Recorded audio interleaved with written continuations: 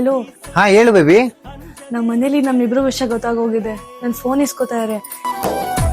ಇನ್ಮೇಲೆ ನಾನು ನಿನ್ ಕಾಲು ಮೆಸೇಜ್ ಏನು ಮಾಡಕ್ ಆಗಲ್ಲ. ಸರಿ, ನಾನು ಫೋನ್ ಇಡ್ತಾ ಇದೀನಿ. ಬಾಯ್.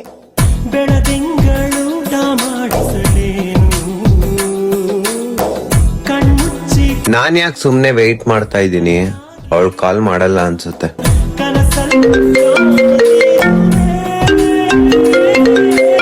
ಯಾವ್ದಿದು ಅನ್ನೋನ್ ನಂಬರು?